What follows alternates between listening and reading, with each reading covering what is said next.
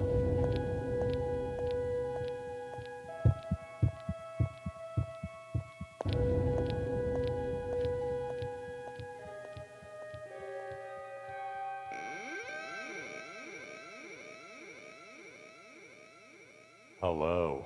and welcome back, dear friends. This is Shayla Shivers, Theater of the Mind, and I'm your host, Lewis Graves. Tonight's episode titled Saving Angel. In the sprawling landscapes of Oregon, where the roads weave through the dense forest and open fields, adventure and danger often coexist. This tale from the 1980s reveals a young man's brush with the unknown during a simple act of hitchhiking, a journey that would lead him to confront shadows on the road. The Long Walk.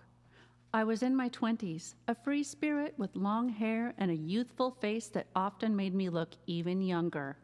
It was the summer of 1987, and I found myself hitchhiking from eastern Oregon back to Washington.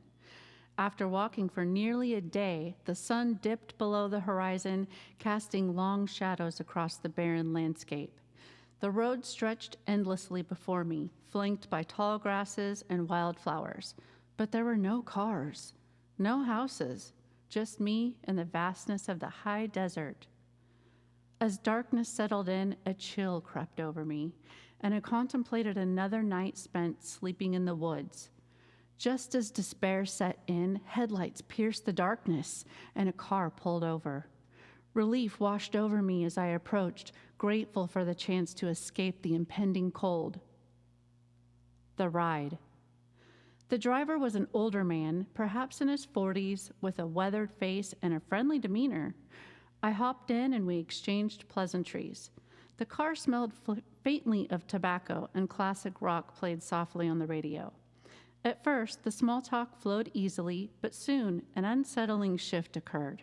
His questions turned darker, probing into my life in ways that felt invasive. "I thought you were a girl," he said suddenly, his tone shifting from casual to predatory. A chill crept up my spine as I felt the weight of his gaze. I forced a laugh, trying to lighten the mood, but unease settled between us like a heavy fog.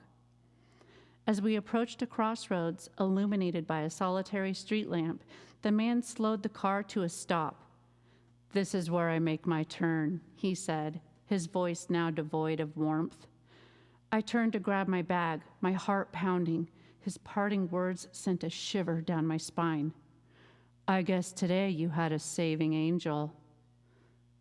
The vanishing act. Stepping out of the car, I felt the weight of the night pressing in. I turned to look around, assessing my surroundings. The road ahead was dark, but something felt off. I glanced back at the car, and to my shock, it was gone. No sound of tires on gravel, no fading headlights, just silence. "What the hell?" I muttered, disbelief washing over me. It was impossible for a car to vanish without a sound. I stood frozen, scanning the empty road, every instinct screaming that something was terribly wrong. Had he really just driven off, or was something more sinister at play? The feeling of eyes watching me from the darkness sent me into a panic. I took a step forward, my heart racing, unsure of where to go next. Was there even a road to follow, or was I lost in a nightmare of my own making? As the shadows deepened, I was left to ponder. What truly happened that night in the high desert of Oregon? Well, then, dear friends, something to consider as you travel. Remember this.